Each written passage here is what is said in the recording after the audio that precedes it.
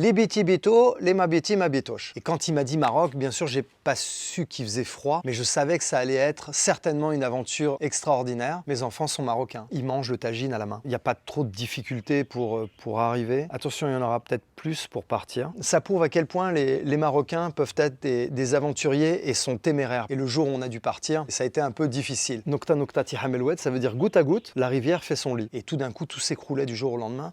J'ai cru que j'allais devenir fou. Paul, mon amoureuse, est québécoise, et on a opté pour le Canada. Mais je dois dire que là, avec le temps, on est en train d'essayer de recréer des ponts entre le Canada et le Maroc. Quand on va pas bien, la seule chose qui nous reste, c'est de nous mettre dans un coin et de respirer. Et c'est à ce moment-là qu'on se rend compte à quel point on en a besoin. Mais c'est dans ces moments extrêmes. Il ne faudrait pas attendre ces moments extrêmes pour avoir à l'utiliser. Qui a jamais imaginé se mettre dans un bain à 1 degré? Personne. En général, quand on fait ça, c'est qu'on est tombé dans une rivière et on va certainement mourir. Je suis parti à Marrakech retrouver Marc qui organisait une journée découverte de la méthode Wim Hof. Marc a vécu 17 ans au Maroc avant de partir s'installer au Canada avec sa famille. C'est un amoureux du désert, tout comme moi, et il est aussi passionné par la respiration et le renforcement par le froid. Dans cette interview, tu vas découvrir tout ce qu'il a mis en place au Maroc et pourquoi, malheureusement, il a dû quitter le pays. Merci à Monica Dayasso pour la connexion et pour cette belle journée qu'on a passée ensemble à Marrakech. Yallah, c'est parti pour l'interview. On commence par le début. Ta première fois au Maroc, c'était quand? 2004, je revenais du Pérou. J'ai vécu 2 ans au Pérou. J'avais monté une affaire là-bas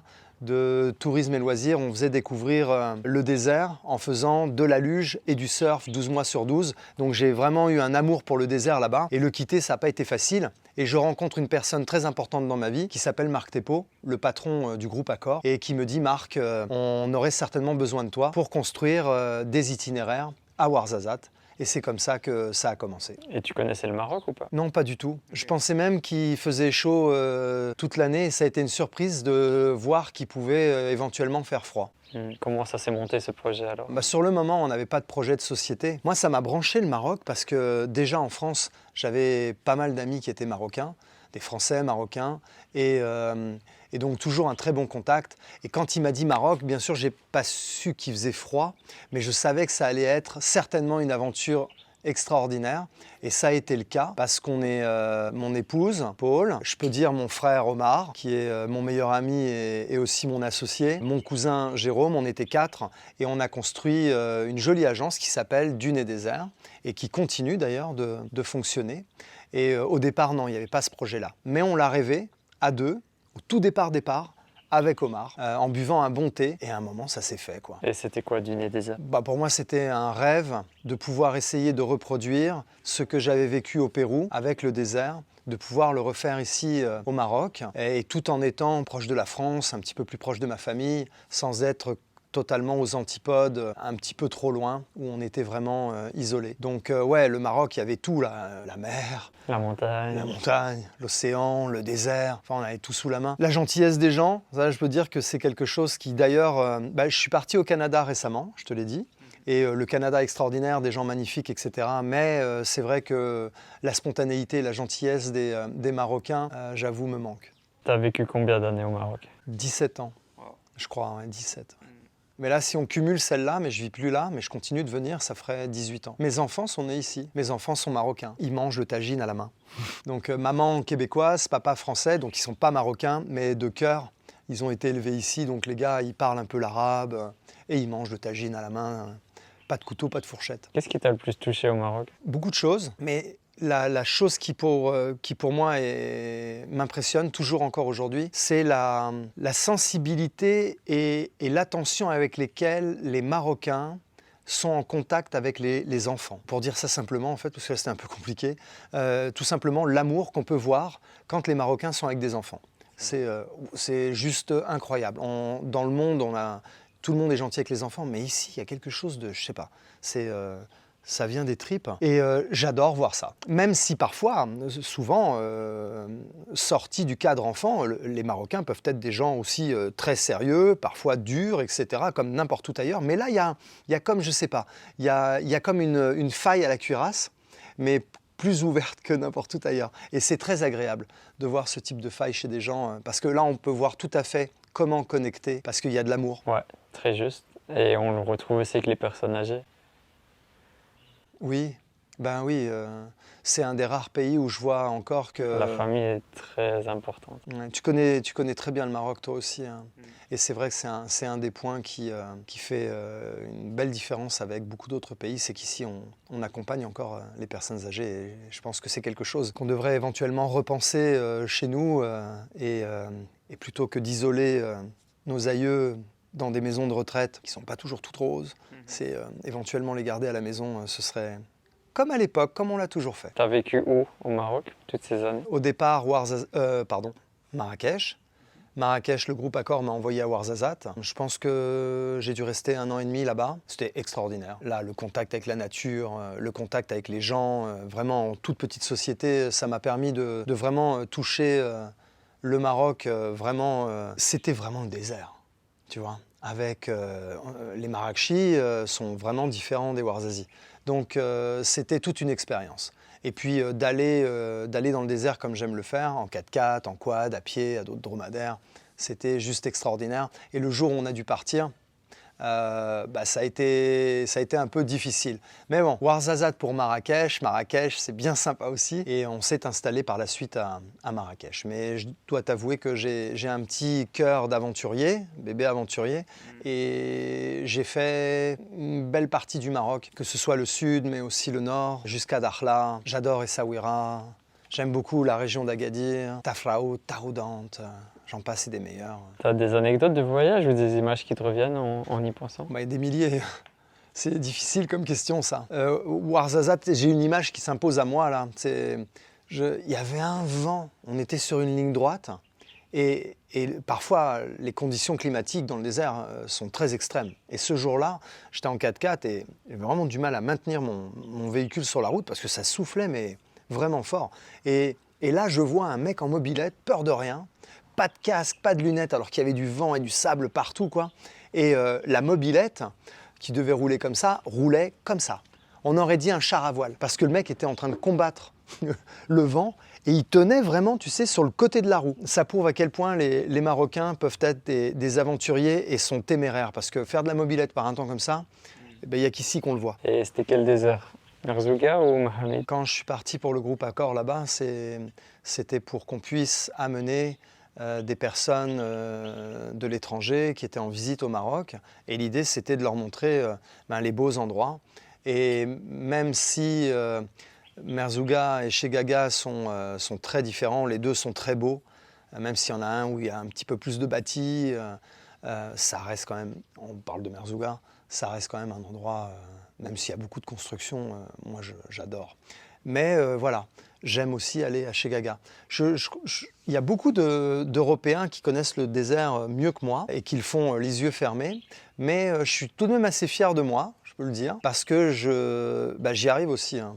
À l'époque, en tout cas, je pense que même maintenant, je pouvais partir et rouler de nuit. C'est pas rien, quoi. Faire du désert de nuit, sans guide, ouais. Ah ouais. Ouais, sans guide. J'ai été le guide même pour le groupe Accor là-bas. Donc, étant donné que je l'ai fait, je sais pas moi, 50 ou 60 fois les pistes, je finissais par les connaître, quoi. Au caillou près. Qu'est-ce qui t'a touché dans le désert? Ce que j'aime dans le désert, c'est l'horizon. J'ai besoin pour moi-même de voir et d'avoir des perspectives. Et dans le désert, on a l'impression que les perspectives sont illimitées. Ça fait du bien, hein. Ah ouais. Ah ouais. Là, aujourd'hui, par exemple, je vis dans un pays magnifique, fabuleux, mais beaucoup plus de verre, beaucoup plus de forêt, et on n'a pas les mêmes perspectives. Dans le bois, le mur d'arbres, il est souvent là, donc c'est très très beau. Mais pour avoir des perspectives, il faut qu'on arrive à une rivière, il faut qu'on arrive à un lac. Ou alors il faut qu'ils aient coupé, malheureusement, une partie de la forêt pour installer des poteaux électriques, comme on fait partout dans les pays. Et là, on a une perspective. Mais sinon, ça manque, ça peut même être oppressant, alors qu'ici, c'est ouvert.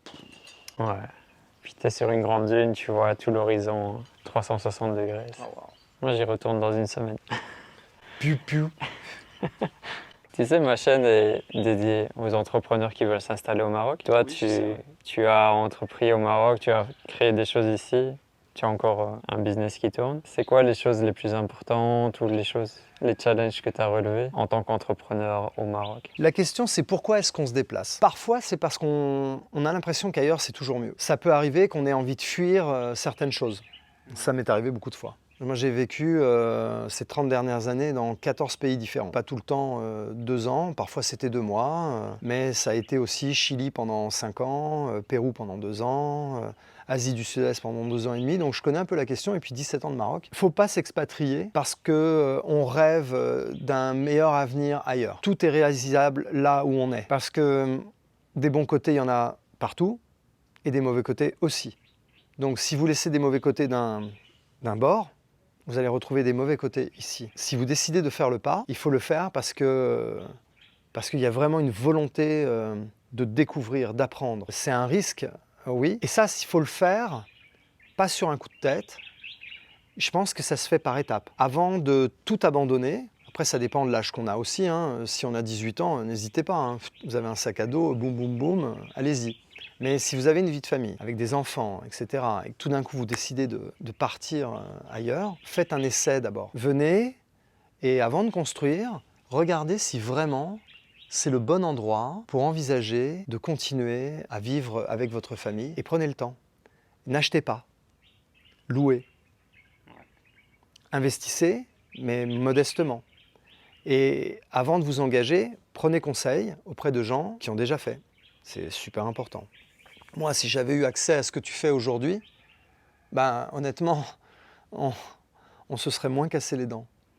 Non pas parce que le Maroc est un mauvais pays, non pas parce qu'il y a des gens mauvais, non pas parce qu'il n'y a pas de règles. Non, tout est là. Mais étant donné que ce n'est pas du tout la même sauce que chez nous, ben, on se perd, normal. Donc le fait d'avoir des guides comme toi là, qui tendent la main pour dire tiens, là, on peut vous parler de ce qu'on a vécu, bon, bah, c'est génial.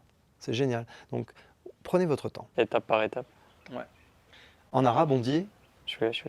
شوية بشوية أو نقطة نقطة تحمل الواد. يميك.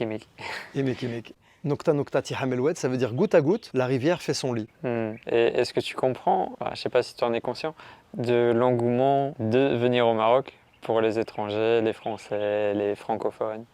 Parce que j'ai l'impression qu'il y a de plus en plus de demandes. Peut-être parce que l'Europe est sur la piste descendante en ce moment. Ou... Est-ce que tu comprends ces gens-là qui veulent venir ici? Ah bah oui. Pour y vivre. Oui, je comprends. Bah, déjà, y a beaucoup d'atouts, hein. On a un peuple qui est vraiment sympathique, super ouvert, qui parle plusieurs langues. Il n'y a pas trop de difficultés pour arriver. Attention, il y en aura peut-être plus pour partir. C'est le double tranchant de la médaille. Oui, il fait beau, on mange bien, comme on disait tout à l'heure, on a la mer, on a l'océan, on a les montagnes, on a le désert. Il y a des communautés qui viennent du monde entier, françaises, israéliennes, espagnoles, italiennes. Donc en plus d'être mixé avec nos frères marocains, on est voilà, il y a tout un melting pot et c'est moi je comprends. Ouais, bien sûr. Bah, d'ailleurs, je suis là. Hein. Et qu'est-ce qui t'a fait quitter le Maroc alors? On a attrapé la grippe. Le monde a attrapé la grippe. Je préfère dire la grippe parce que c'est une grippe. Malheureusement, elle est devenue extrêmement connue et on en parle peut-être un peu trop.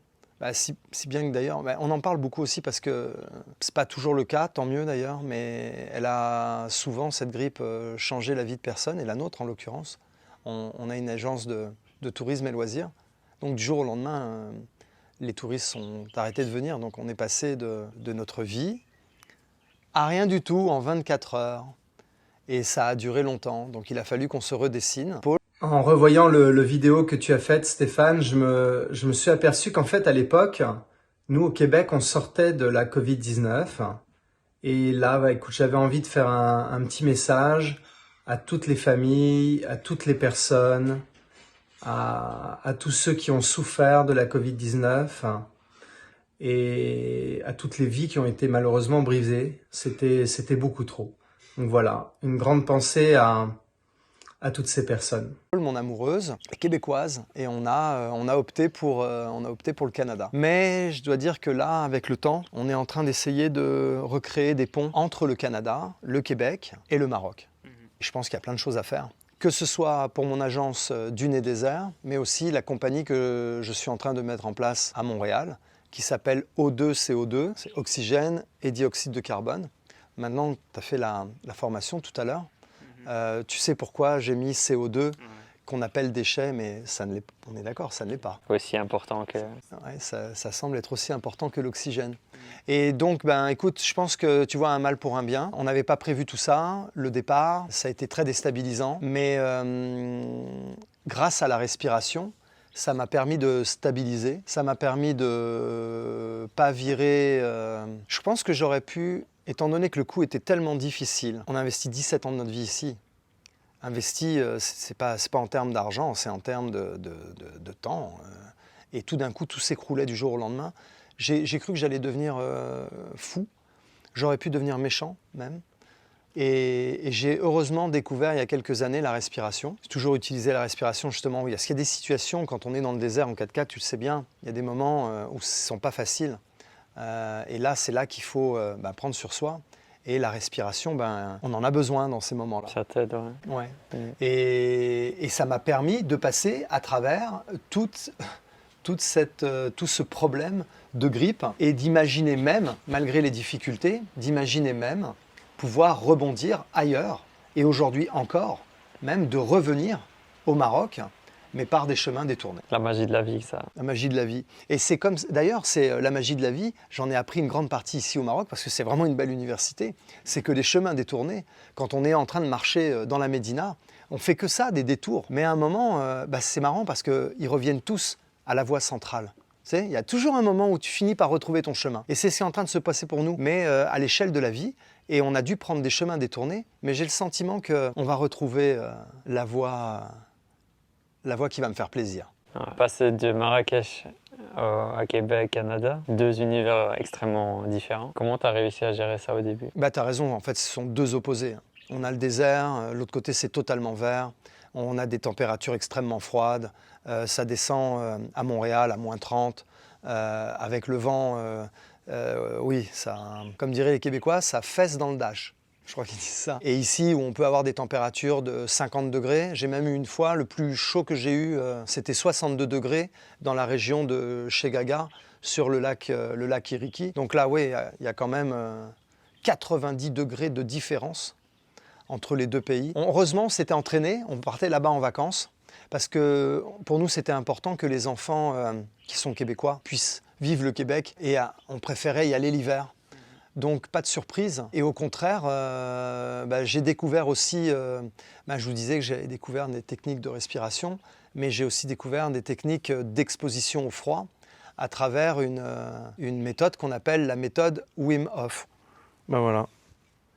Méthode Wim Hof. Et qui est Wim Hof? Wim, c'est un monsieur pour qui je travaille aujourd'hui. Et d'ailleurs, il y a ma collègue Claudia, là, avec qui j'ai fait ma certification pour devenir instructeur. Vous ne la voyez pas, elle est là, mais elle m'a rejoint depuis la Hollande. Et on a rejoint ce monsieur parce que 26 records du monde, comme ça. Sa méthode a été étudiée par la science. Il a servi, lui, on va dire, entre guillemets, de cobaye, de hamster. Et il a permis de mettre au jour que sa méthode, avec des choses simples, respiration, l'engagement et l'exposition au froid graduel, qui sont les 3 piliers, permettent d'abord de renforcer le mental, mais vraiment, vraiment de manière efficace, et d'autre part, d'obtenir des bienfaits au niveau de la santé physiquement, et sans se ruiner, et sans avoir à prendre tout de suite, sans avoir à prendre de médicaments. Et j'ai trouvé ça vraiment intéressant. Je me suis mis à pratiquer, toi aussi d'ailleurs tu pratiques. Puis de fil en aiguille, j'ai rencontré des gens, des témoignages, et il s'avère que ça fonctionne. Ça fonctionne chez les autres, j'ai eu des témoignages, mais surtout ça fonctionne sur moi, au niveau de mes douleurs, mes inflammations, au niveau de ma concentration, au niveau de mon sommeil, au niveau de ma santé globale. Il y a vraiment beaucoup de bienfaits, je ne vais pas vous les décrire maintenant. Si vous voulez plus de détails, vous pouvez venir. Ayasso Marrakech organise des ateliers. On organise des ateliers avec Ayasso. Et donc on est passé à travers ces piliers. Et je suis très content de véhiculer cette méthode parce que honnêtement, franchement, ça fonctionne bien. Et d'autre part, Wim, c'est vraiment quelqu'un qui mérite d'être épaulé parce qu'il a un cursus juste incroyable et puis c'est surtout une belle personne. Vraiment, quand on parle avec lui, on a le sentiment vraiment d'avoir une personne vraie en face. Et ça fait du bien parce que on est loin de la politique et ce genre de choses. En bon petit frère, je suis le grand frère. Et le grand frère aujourd'hui nous amène à faire des choses qui sont belles. Et les gens ce matin, tu vois, étaient un petit peu, c'est normal, on ne se connaissait pas. Mais à la fin, on s'est tous pris dans les bras. On a vécu un truc assez extraordinaire. Le bain froid. Voilà, l'eau elle est froide là. Ouais.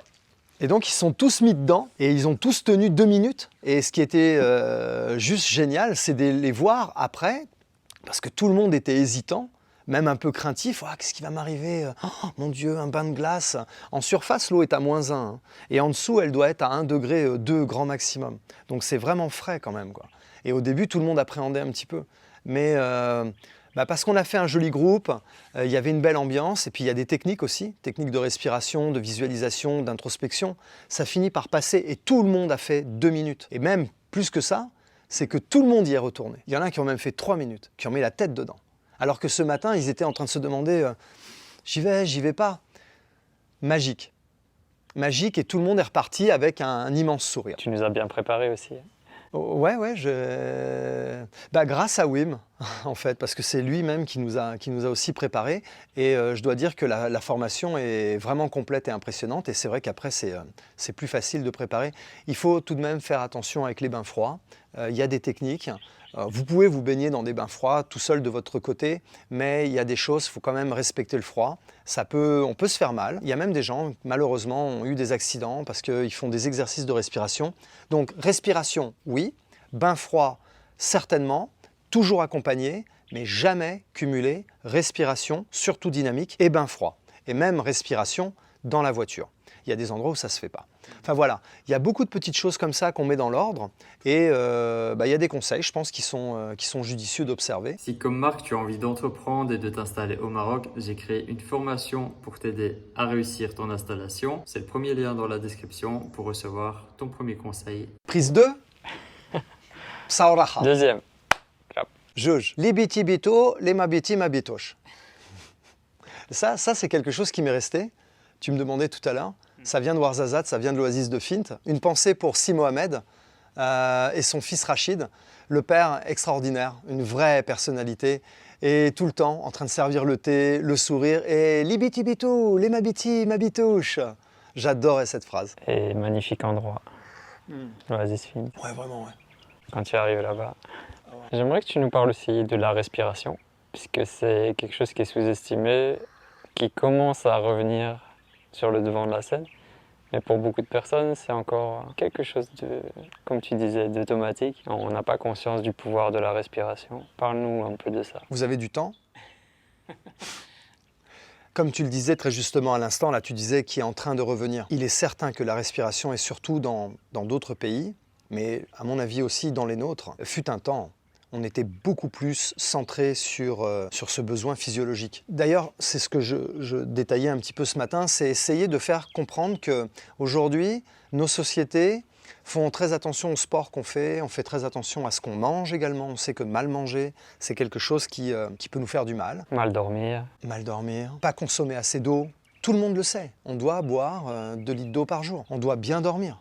Sinon, on sait que c'est une cascade en chaîne.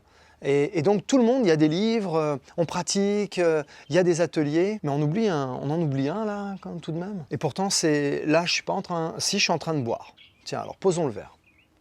Voilà, parce que c'est pas essentiel de boire. Tout de suite, tout le temps. Manger non plus. En revanche, là, pour faire ce que nous faisons, respirer, c'est quelque chose qu'on fait, toi et moi, en même temps, sans même s'en rendre compte. Et c'est le boulot aujourd'hui que nous avons avec Claudia, avec Monica aussi, parce qu'elle est très concernée par ça, et avec Ayasso, c'est qu'il y a un chaînon manquant. Parce que la respiration, étant donné qu'elle se fait naturellement et de manière automatique, et c'est d'ailleurs la première chose qu'on fait en arrivant sur cette terre, et c'est aussi la dernière chose que nous ferons en repartant.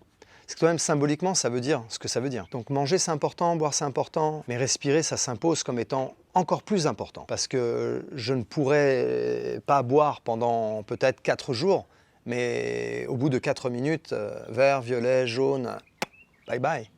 Donc voilà, c'est juste pour vous dire que la respiration, si on la classifie parmi les besoins physiologiques, c'est le besoin physiologique numéro 1. et c'est celui qu'on observe le moins, malgré les 20 000 cycles de respiration qu'on fait par jour sans se rendre compte. Donc 20 000, ça veut dire 150 000 par semaine, 7 millions par an. Je vais avoir 50 ans, 350 millions de cycles de respiration. 350 millions de cycles de respiration non observés, faits sans conscience. Ben, c'est une erreur. Parce que c'est une partie de ces choses qui font qu'aujourd'hui, dans nos sociétés, il y a des mots comme stress qui reviennent, il y a des mots comme dépression, d'abord même anxiété, dépression, insomnie, troubles du sommeil, j'en passe et des meilleurs. Il y a beaucoup de raisons qui font qu'on peut arriver à de la dépression ou de l'anxiété, mais une des raisons qui malheureusement est certainement la plus forte, c'est le fait de ne pas avoir de contrôle sur sa respiration. Donc je ne peux pas rentrer dans trop de détails parce qu'au-delà de la respiration, il y a aussi, quand on contrôle sa respiration, on a une action sur son système nerveux qu'on appelle autonome. Mais aujourd'hui, grâce à Wim, on sait que ce système nerveux n'est pas uniquement autonome et qu'on peut avoir accès au système nerveux. Et ça, c'est une révolution. Parce que si à travers la respiration, qui est gratuite, elle est à la portée de tout le monde, on peut avoir accès à notre ordinateur intérieur, mon Dieu, mais c'est une révolution. En contrôlant mes inspirations, contrôlant mes expirations, j'ai également un accès sur ma production d'hormones. Mon Dieu, ça aussi, j'ai encore dit mon Dieu, parce que je suis vraiment sidéré qu'aujourd'hui, dans nos sociétés, en 2022, on en sache aussi peu. Voilà pourquoi je n'arrête pas de dire ce mot tout le temps. Contrôle du système nerveux. Contrôle du nerf vague. En faisant ça, j'ai une action directe, ciblée sur mon nerf vague. Ça, le nerf vague, ça induit la tranquillité, la détente. Inspirer des hormones de stress. On peut en avoir besoin, on en a besoin dans certaines situations, mais j'ai aussi besoin d'hormones de repos. Et là, je les obtiens en soufflant. Donc, dès lors qu'on sait ça, eh ben, si j'ai mon inspiration qui est plus importante que mon expiration, ça veut dire que je vais produire plus d'hormones de stress. Et sur les 350 millions de cycles de respiration, voilà, c'est mon âge, 50 ans, 350 millions de cycles de respiration, si je privilégie l'inspiration, eh bien, en bout de course, je suis un homme plus stressé que les autres et plus à même peut-être de faire de l'anxiété et même de la dépression. Enfin, un univers, comme je te disais. Ouais, c'est un bel outil. Moi, ce qui m'avait marqué, j'avais entendu quelqu'un dire 90% ou 99% de la population ne sait pas respirer. C'est là que j'ai commencé à m'intéresser un petit peu plus à ça. C'est un univers où tu apprends des choses incroyables. Tu te rends compte que 99% de la planète ne sait pas respirer alors que 100% respire. C'est dingue, ouais. Voilà. Je pense qu'on a beaucoup à faire avec ça, d'autant que c'est très accessible. Tout le monde sait le faire. Là, on le fait depuis qu'on est tout petit. Et il faut juste avoir quelques conseils précis de manière à juste ouvrir légèrement la conscience. Et une fois que c'est fait, le changement se fait petit à petit, mais sûrement. Et c'est presque gratuit. On ne parle pas d'un traitement qui va nous permettre éventuellement et qui coûte tant, etc. J'ai rien contre la science moderne. Au contraire, je trouve qu'avec elle, on arrive à faire des choses extraordinaires. Mais aujourd'hui, c'est comme une fatalité. On a quelque chose, médicament, tout le temps, tout de suite. En effet, on en a besoin. Mais peut-être que d'avant d'aller dans les médicaments, on devrait essayer des techniques qui fonctionnent, et Wim, à travers les études qui ont été faites sur lui, l'université de Radboud, l'université du Michigan, enfin il y en a plusieurs qui sont intéressés à lui, et maintenant on sait ce que ça fait, ce que ça induit, ce que ça produit. Donc oui, la science, oui, les médicaments, bien entendu, mais avant d'en arriver là, il y a une batterie de choses simples à mettre en place, et extrêmement efficace. Dans le milieu du sport, du bien-être, ça a une place de plus en plus importante. Est-ce que tu penses que le grand public est prêt à ça, à ce message, à la conscience de la respiration? Ah ouais, je pense que oui. Aujourd'hui d'ailleurs, même la respiration, c'est quelque chose qui est en train de grandir très très fort. Et au fond de nous, on le sait très bien, on le sent. Et d'ailleurs, quand on ne va pas bien, la seule chose qui nous reste, c'est de nous mettre dans un coin et de respirer. Et c'est à ce moment-là qu'on se rend compte à quel point on en a besoin. Mais c'est dans ces moments extrêmes. Il ne faudrait pas attendre ces moments extrêmes pour avoir à l'utiliser. Il faudrait le prendre en main avant. Et oui, oui, oui, on est tous prêts, je pense, à aller mieux. Ouais, ouais, c'est le moment même. Parle-nous de ton nouveau projet alors. Ben, O2 CO2, ça commence à Montréal. Ben, c'est de reconnecter tout simplement les personnes à la respiration, de manière à pouvoir avoir une respiration fonctionnelle qui permet d'induire du confort, du bonheur et d'être mieux tout simplement à la maison. Et si on est mieux à la maison, on est mieux au boulot. Si on est mieux au boulot, on communique mieux avec ses partenaires. Si on communique mieux avec ses partenaires, on est meilleur dans l'entreprise et on fait un meilleur chiffre d'affaires. C'est un cercle vertueux. Ah mais complètement. Donc c'est comme ça qu'on veut essayer, tenter d'amener la respiration. C'est la donner à tout à chacun, mais aussi c'est de le prendre par le biais de l'entreprise, parce que c'est vraiment là-bas dont on a besoin. On est confronté à des situations avec des clients, parfois c'est pas facile, avec des collègues, parce qu'il y a des situations de stress. Donc comment faire pour arriver à retrouver du confort et baisser le stress, si bien que le soir, on puisse rentrer et ne pas être totalement submergé par les problèmes et le stress. Eh bien, il y a plein de petits exercices très simples à mettre en place qu'on peut faire devant son ordinateur, devant la télé, en lisant un livre. J'en passe et des meilleurs, donc vraiment dans des situations très très simples de tous les jours, ou même quand on est en train de parler comme ça. Donc là, pour le coup, c'est moi qui parle beaucoup parce que je suis interviewé, mais là, vous ne voyez pas, mais il est concentré sur sa respiration. Donc voilà, quand ce n'est pas son tour de parler,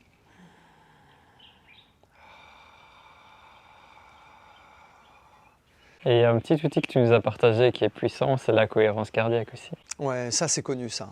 Ça c'est très connu. Et c'est très connu, mais ça gagne à être beaucoup plus connu. D'autant qu'il y a plein d'applications sur les téléphones qui sont gratuites. Et la cohérence cardiaque, t'en avais déjà fait? Ouais. Ça fait quelques années. Ouais. Bah, tu vois, par exemple, là ce matin, on a des personnes qui viennent un petit peu partout, Marrakech, Essaouira, de tous les horizons, personne ne se connaît. Et le fait d'avoir mis ça en place juste 5 minutes, tout de suite on était tous beaucoup plus connectés. Je ne suis pas du style à dire connecte-toi à la Terre, connecte-toi à la Lune. Non, non, moi j'ai quand même bien les pieds sur Terre. Et quand je dis connecté, je ne parle pas de vibration vibratoire, ésotérique et cosmique, bien que peut-être il y en a.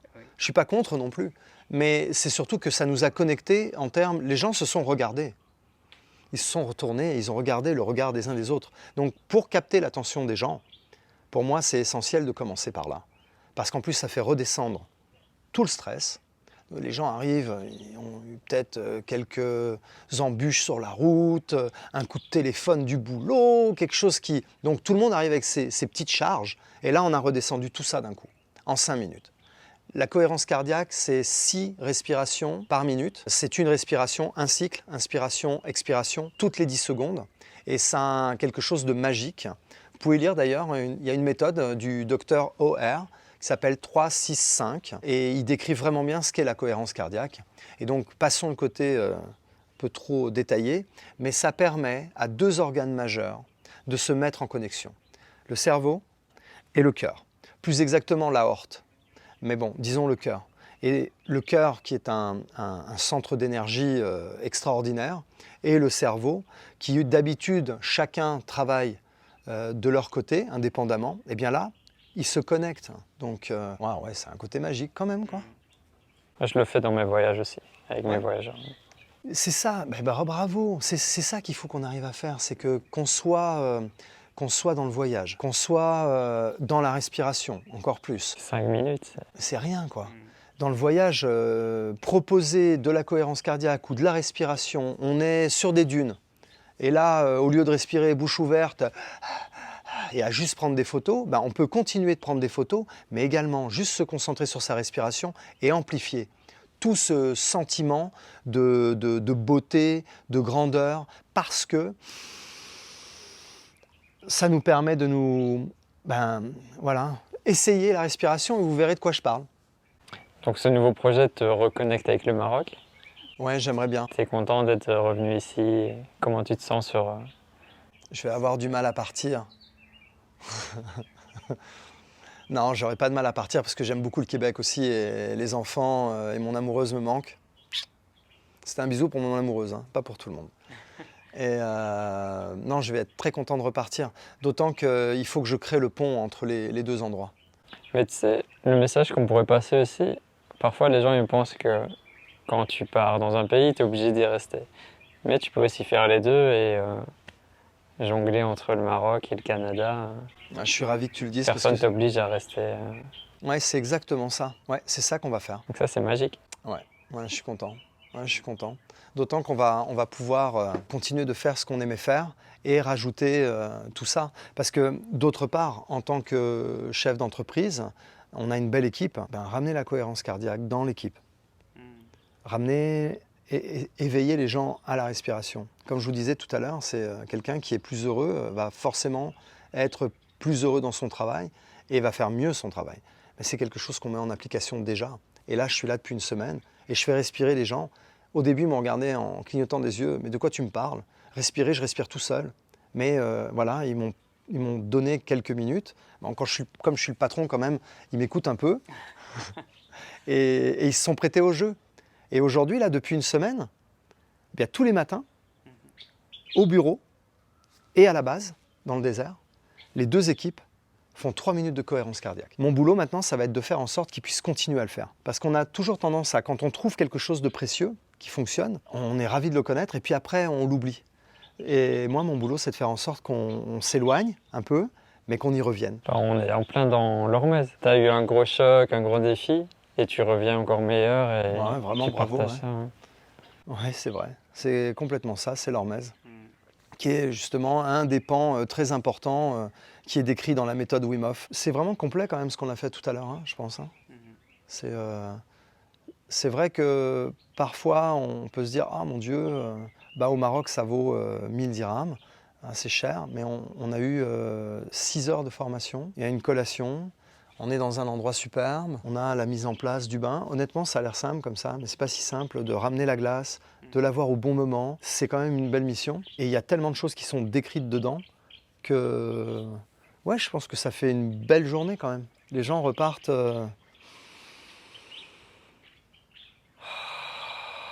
Aussi, la connexion avec d'autres personnes comme toi.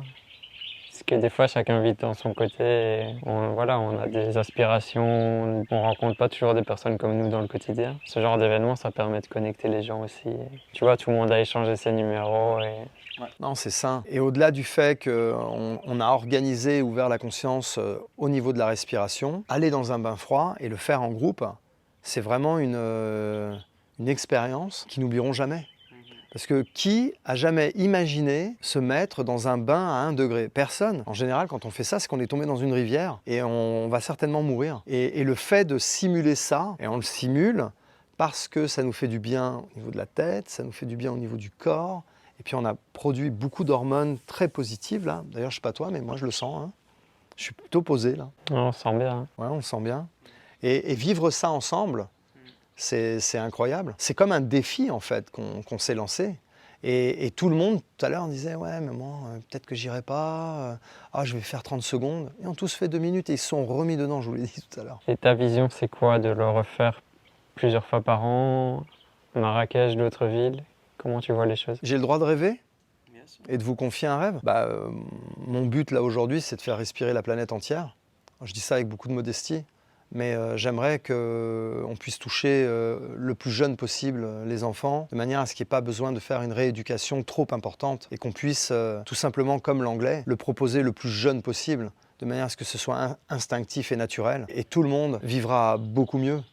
Donc oui, mon rêve, mais je vais le faire, c'est de faire respirer tout le monde. En tout cas, aider à faire en sorte, parce que je ne suis pas tout seul, on est beaucoup à faire ça, pas uniquement avec Wim Hof, c'est vrai qu'il y a Claudia qui est là, et puis on est 1200 instructeurs à travers le monde. C'est beaucoup et c'est peu, mais il y a aussi les gens qui pratiquent et qui enseignent le yoga. Il y a beaucoup de gens qui veulent aider. Mais voilà, moi, ma part, ce sera d'aider, et ma partie, parce qu'elle me passionne, et j'ai beaucoup étudié là-dessus, c'est la respiration. Et j'aime bien frissonner, donc, et le froid. Et en dehors de la méthode Wim Hof, tu as aussi d'autres enseignements? Ouais, j'ai été certifié également par une méthode qui s'appelle Oxygen Advantage, qui a été créée par un PhD, un docteur, qui est aussi il anime aussi une autre méthode qu'on appelle Buteyko. Et là, c'est soit pour les personnes qui souffrent de certaines pathologies, dont une, l'asthme. Et il est certain qu'aujourd'hui, respirer comme nous respirons provoque malheureusement, même chez les enfants, de l'asthme. Alors ne parlons pas des personnes plus âgées, il y a beaucoup de problèmes d'asthme. Et on a des clés vraiment qui fonctionnent pour aider ces personnes à retrouver une vie normale. C'est prouvé. Donc oui, Oxygen Advantage. J'ai aussi le grand honneur d'avoir travaillé et appris avec un monsieur qui s'appelle Stig Severinsen, un Danois, qui a lui aussi pas mal de records du monde, comme Wim. Wim en a 26. Lui, il en a 3 ou 4, ce qui est beaucoup déjà quand même. Mais il en a un en particulier. Il est resté, en ayant pris de l'oxygène pur, 22 minutes sans respirer dans une piscine. Donc il est l'être humain qui a arrêté de respirer le plus longtemps. Il a un petit trick, je répète, il a pris de l'oxygène pur. Mais néanmoins, ça n'abaisse pas son record. Il vient d'être battu. Donc ce monsieur, c'est un peu paradoxal parce que ce monsieur qui a arrêté de respirer le plus longtemps est aussi un maître en respiration. Et donc j'ai travaillé 6 mois avec ce monsieur et il a partagé beaucoup de choses avec nous. Et je suis aussi certifié dans ce qu'on appelle les pranayamas. Pranayama sont les techniques de respiration qui viennent d'Inde. Et honnêtement, tous mes mentors avec qui j'ai appris ont tiré, même s'ils l'ont transformé, ont tiré leur savoir et leur technique des pranayamas. Les pranayamas, ça a des milliers d'années. Ah ouais, ça n'a pas d'âge. C'est pour ça que tout à l'heure, quand tu disais on est en train d'y revenir, je pense que c'est à ça que tu faisais allusion. C'est que fut un temps, dans certaines parties du monde, on était très concernés de nos respirations et de notre manière de respirer. On l'a perdu. Ce que j'avais lu qui m'avait marqué aussi, c'est que notre mode de vie moderne et une mauvaise respiration avait modifié aussi notre mâchoire. Ah, toi, tu as lu Breath de James Nestor. Et ça m'avait presque choqué, tu vois, à quel point ça a été loin. Sacré bouquin, hein. Vraiment, c'est un sacré bouquin parce que c'est bien écrit, le journaliste est vraiment fin, il a créé des aventures, tout ça autour de la respiration, et il amène des révélations, vraiment, qui sont... c'est un bouquin pétillant. C'est un des premiers bouquins que j'ai lu sur le sujet, et je vous invite tous à lire Respire, en fait, en français, de James Nestor. C'est vraiment une belle aventure, et en même temps, oui, il y a plein de révélations. La manière dont on respire a transformé notre visage, notre bouche. La respiration a plus qu'un impact sur notre santé, elle a un impact aussi sur la manière et la façon, notre physiologie, on va dire. Je mettrai le lien en description. Bonne idée. Est-ce qu'il y a un lien entre la respiration, le Maroc, des choses que tu aurais vues chez les Marocains qui seraient différentes du Canada Moi, je note d'abord le point commun. D'abord, tout le monde respire, quel que soit l'endroit sur lequel on se trouve. Et le point commun, ce serait que, quel que soit l'angle, même si parfois c'est peut-être un peu mieux orchestré dans un pays par rapport à l'autre, je pense qu'on est tous en train, petit à petit, de s'éloigner de ce que devrait être notre respiration. Les Marocains sont en train de perdre leur relation avec leur respiration. Les Québécois, les Canadiens, les Français, on est tous pareils. Et d'ailleurs, aujourd'hui, c'est très représentatif de nos sociétés en général. C'est toujours la même chose. Stress, dépression. Société malade. Société malade. Système immunitaire affaibli, concentration qui baisse. Malheureusement, point commun, mais plutôt en termes de glissade. Mais c'est pas parce qu'on glisse et qu'on s'en éloigne que c'est fini et on n'y arrivera pas. Plus on est loin de la vérité, plus c'est le moment de s'en rapprocher. Et plus, en général, mécaniquement, c'est ce qui se passe. On a besoin parfois de foncer dans le mur pour... Oui, c'est ça, vraiment. Ouais, c'est ça, ouais. C'est un peu une technique humaine, ça, ouais. Bien dit. Et en dehors de la respiration, est-ce qu'il y a d'autres pratiques pour se sentir mieux, être mieux au quotidien? Je fais attention j'essaie de faire attention à ce que je mange. J'en fais pas tout le temps parce que je pense qu'il faut y aller doucement avec ça, mais fasting, c'est très à la mode en ce moment et je crois que tout le monde faste là. Et oui, vraiment, ça fait du bien, ça éclaircit l'esprit, le fait de ne pas être tout le temps en digestion 3 fois par jour, le sang qui est mobilisé dans notre estomac et sur l'appareil digestif prend beaucoup d'énergie, bien là, hop, c'est redistribué ailleurs et c'est vrai que ça permet d'avoir plus de clarté, plus de vivacité, on est plus en forme. Mais si on en fait trop, je pense qu'à un moment, le corps aussi, lui, a un réflexe. Donc il faut en faire, peut-être plus par période, et il faut savoir de temps en temps faire un pas en arrière pour mieux rebondir. Donc ouais, bien manger, bien boire. Bien dormir. Ouais, bien faire l'amour. Mais ça, quand on est bien, après, quand on est mieux, on a plus envie, ça se fait plus naturellement. En fait, c'est toutes des bases très simples, mais ce mode de vie moderne nous coupe de ça, alors que tout est simple. Alors que tout est simple. Bah, je crois que c'est honnêtement, c'est une belle conclusion, ça. Rien n'est compliqué, tout est simple. Est-ce que, on en a déjà parlé, tu penses peut-être que tu reviendras définitivement? Définitivement, c'est impossible, parce que maintenant, il faut qu'on donne de la stabilité à nos enfants. Et on a déjà pris le choix de nous installer là-bas. Et donc maintenant, on ne peut plus rebondir. Donc non, on reste au Canada. Mais c'est ça qui est génial, c'est qu'on va faire ce pont qui va nous permettre de passer, aller et revenir. En revanche, pour créer ce pont, voilà, c'est ça que je veux dire, c'est qu'aujourd'hui, je n'ai que l'avion. Et pour moi, c'est un peu compliqué de m'imaginer avec tout ce gaspillage d'énergie. Ça fait plus de 70 ans qu'on entend des gars comme, pardon, pas des gars, des personnes comme Haroun Tazieff, Hubert Reeves, Jean-Jacques Cousteau, à l'époque où on avait nos émissions de télé, là où on pouvait fumer des clopes sur le truc, là, donc ça date, quoi, avec tous en costard, dans des univers un peu sombres. Moi, j'avais, je sais pas, 7-8 ans, là, dans les années 70, là, et les gars nous disaient, il y a des choses qui se produisent. Et là, on avait les journalistes qui fumaient, ils disaient, mais vous avez des preuves? Ben oui, je suis là-bas, sur place, je vois ce qui se passe sur l'épaule, je vois ce qui se passe au niveau des hémisphères, etc. Et les gars étaient en train de nous dire, il faut commencer à chercher des solutions de manière à ce qu'on puisse continuer d'évoluer, à continuer de voyager, à continuer les vies que nous ayons, mais de manière intelligente. Et aujourd'hui, 70 ans après, pour X raisons, parce qu'il y a des forces qui nous projettent toujours dans le mur, eh bien on en est là, avec nos vieux avions. Alors les carrosseries ont changé, mais on est toujours en train de consommer ces énergies qui nous foutent dans le mur et qui m'embêtent parce que j'ai du mal à imaginer que je vais laisser un tel monde à mes enfants. Donc oui, construire un pont avec le Maroc, mais je culpabilise parce que si je commence à faire des allers-retours égoïstement pour mon petit bonheur personnel, ou même parce que j'ai des bonnes raisons, parce que c'est pour les affaires, ben c'est comme ça qu'on est en train de tout péter. Donc, voilà pourquoi je terminerai par ça. C'est que c'est super important qu'on respire, mais aussi qu'on aille prendre les bonnes décisions et qu'on les mette en application. Et qu'on arrête de se faire rouler dans la farine par certaines personnes qui ont un pouvoir phénoménal sur les prises de décision, qui continuent de nous projeter dans le mur. On doit là, tous, sans se soulever, sans violence, sans méchanceté, mais on doit être ferme sur les idées et sur ce qu'on veut faire. Moi, je pense que si on faisait des référendums, et aujourd'hui, par exemple, on doit changer, c'est mon ami Tarek qui me disait ça, je trouve qu'il a vraiment raison, on doit changer cette manière dont on doit prendre des décisions. Aujourd'hui, il y a des personnes qui ont été choisies pour les prendre. Et bien souvent, malheureusement, elles font l'inverse. Et il semble qu'elles aient même des bonnes raisons pour ça. Ils ont toujours quelque chose pour justifier le fait qu'ils n'ont pas pu tenir leurs promesses. Mais aujourd'hui, grâce à Internet, on peut nous faire voter depuis la maison. Là, c'est une bonne chose que la grippe soit arrivée, parce que ça nous a prouvé qu'on pouvait faire plein de choses sans aller dans les administrations, sans bouger, etc.